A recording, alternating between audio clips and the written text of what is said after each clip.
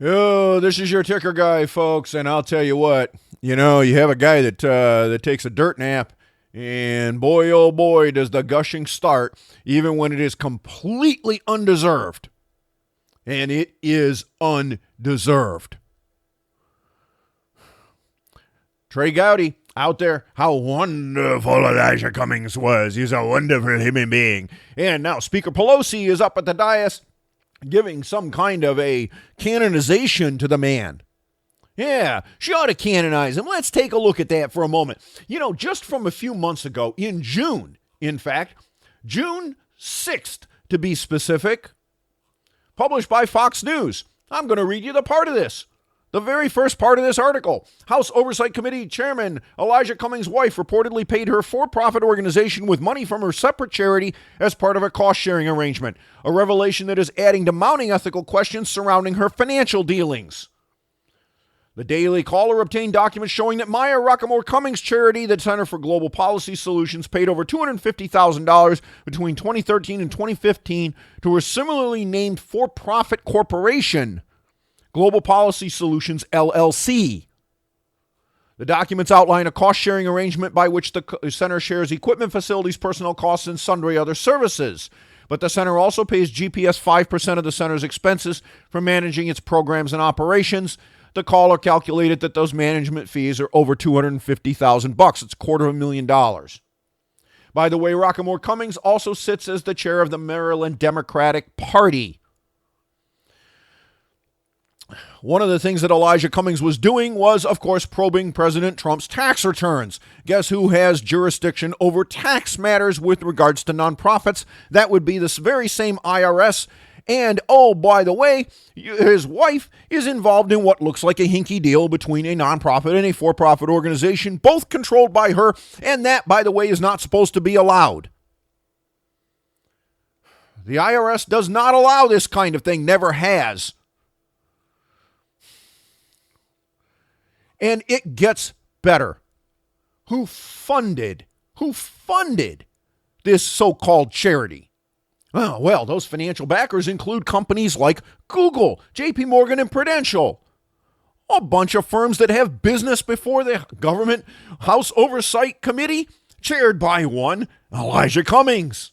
Oh, no, there's no conflict of interest here. But hey, this kind of swampy stuff, it is not new. We just had Hunter Biden admit on national television that he wouldn't have gotten any of his positions if his last name wasn't Biden. Basically admitted that he got hired on the board of Burisma because he was the vice president's son. And he got to run $1.5 billion of Chinese money because he was the vice president's son, who, by the way, traveled on Air Force Two on an official government aircraft to go over there and shake hands and schmooze Chinese people. Then, subsequent to that, he gets this lucrative contract. Oh, gee. Now, is there anything illegal about that? Well, maybe not. Probably not. But it sure as hell is swampy, and it's nepotism. It is, by the way, not, may I remind you, not limited to people on one side of the aisle or another. How about the Bush sisters? Oh, gee, their primary qualification, what was their primary qualification? That their last name was Bush. And how about Chelsea Clinton? What was her primary qualification? That her last name was Clinton.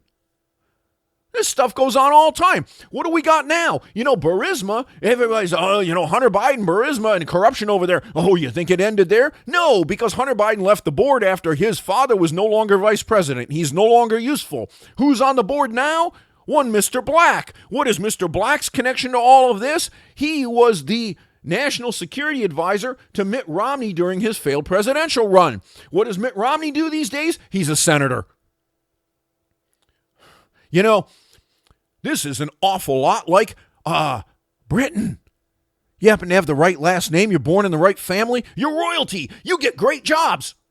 Elijah Cummings chairs House Oversight Government Reform Committee.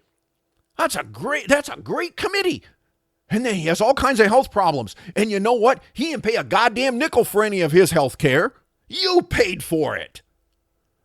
Could the House Oversight Committee maybe have hauled some of these monopolist medical providers, like, hospital chains and such, hauled them in there and said, excuse me, could you mind explaining to me how 15 United States Code Chapter 1 that says that any attempt to restrain trade or fix prices is a criminal felony and is supposed to lead you to do 10 years in the can, in the slam, boys and girls, and get fined out of existence? Why is it that shouldn't be applied to you, and why shouldn't you be sitting in jail right now?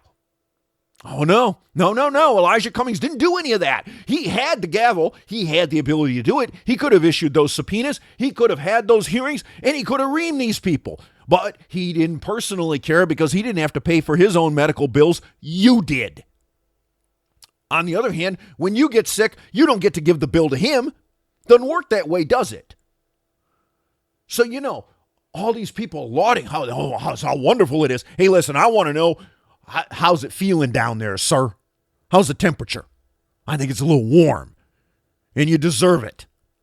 I've had about enough of this bullshit. We were supposed to have broken away from this crap nearly 250 years ago, where if your name happened to be the right thing, if the sperm happened to come out of the right guy and the egg got fertilized on the right girl, you are set for life. You get jobs just because of who your dad is or who your mom is, and it doesn't matter whether you're any good at what you do.